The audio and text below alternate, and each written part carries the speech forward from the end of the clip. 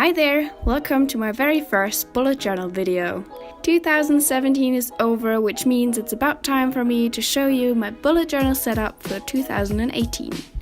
I'm using a dotted A5 Leuchtturm 1917, as most bullet journals do, with a Schaeffer Fountainpen. But I'll be switching back to my beloved Staedtler Pigment liner in the size 0.1 because the fountain pen, even though I love it to death, takes ages to dry on the Leuchtturm paper and therefore is an absolute mess. This is my second bullet journal so far. A flip through of my first one is coming up very soon, so stay tuned for that. But now, let's just jump straight into my 2018 setup. On the first page, I just have my contact information. I screwed it up the first time, so I glued a piece of brown paper on top, and I actually like it better now. On the next page, I've got my index. The notebook comes with the index printed in there, so I didn't have to do much here. On these pages, I've got my key and the simple yearly overview. I glued in the key on the same paper as the contact information to kind of tie the look in, and because I think it looks really nice and scrapbooky, if that is a word. I've got the usual symbols: a circle for events, a box for tasks, a filled box for a completed task, and a few more of my own. You can pause and look at them if you'd like, but we're moving on to the next page now. This is a vacation and birthday planner. The monthly columns are 4 boxes wide and 31 boxes long. I've drawn a line between every Sunday and Monday to separate the weeks, and then I've written in the names of people's birthdays. Lastly, I put an X on every day that is going to be a school break. Next up, we've got my future log. I've decided to go with a different layout than most, and to be honest, I haven't seen this layout anywhere else before. I've decided on this layout because I can see the entire year at once, which I find more convenient than only being able to see 6 months at a time. The monthly boxes are 9 squares wide and 14 squares long, plus 1 square for the month. At the bottom of the page, I've got a 3 boxes long space for anything I want to keep in mind for 2019. The next 2 spreads are university-related spreads. This one is my overview. It is structured exactly like my birthday planner, but this one starts in March because that's when I start university and ends in February, so I can be prepared for 2019. I'll be logging exams and due dates in here. The next spread is still blank, but once I know what I'll need to log and track for university, I'll do it here. Probably grades and stuff like that. Next up is a spread for my short and long-term goals. Feel free to read through them, and let's get back to the spread at the end of 2018 to see what I've accomplished and which goals I didn't meet.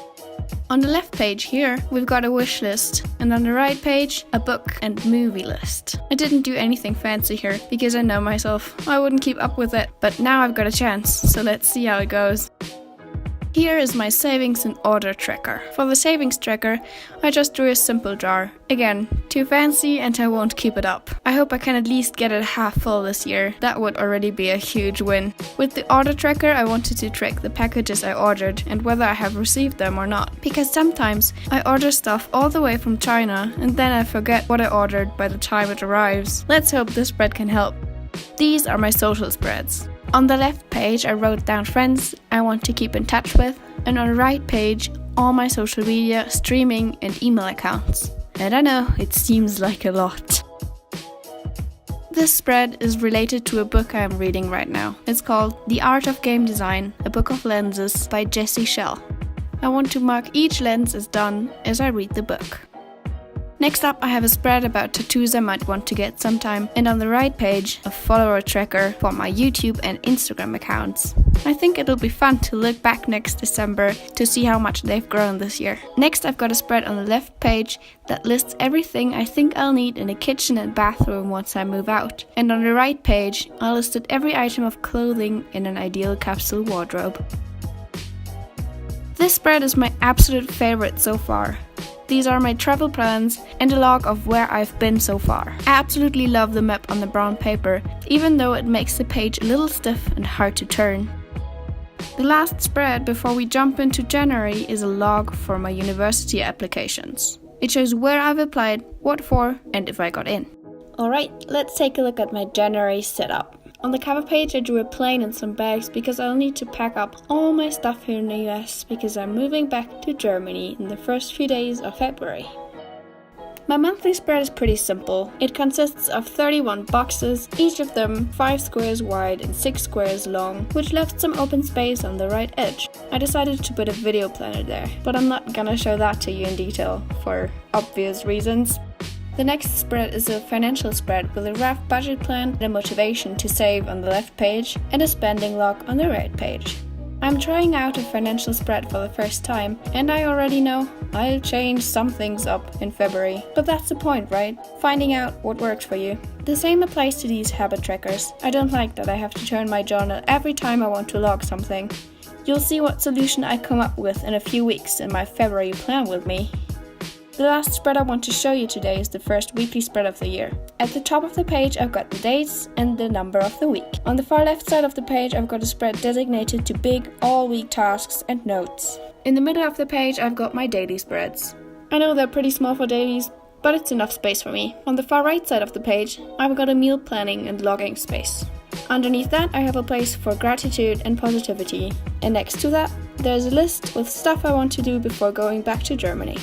I have to say I love the simple black and grey design. Last year I had a black and pink design, but after 12 months I've had enough of that, so I thought I'd switch it up. That's it for today. I hope you have an amazing day, and I hope to see you next week for my 2017 bullet journal flip through. Bye! Thanks for watching. If you liked the video, please subscribe before you go and hit that little bell to receive notifications, or just hit the like button. You can also follow me on Instagram. I've got 3 accounts, so don't be confused. One is for bullet journaling, one is for me, and one's for my art. Just pick one or all of them. Also check out the description box. Everything I've used is down there somewhere. See you next week!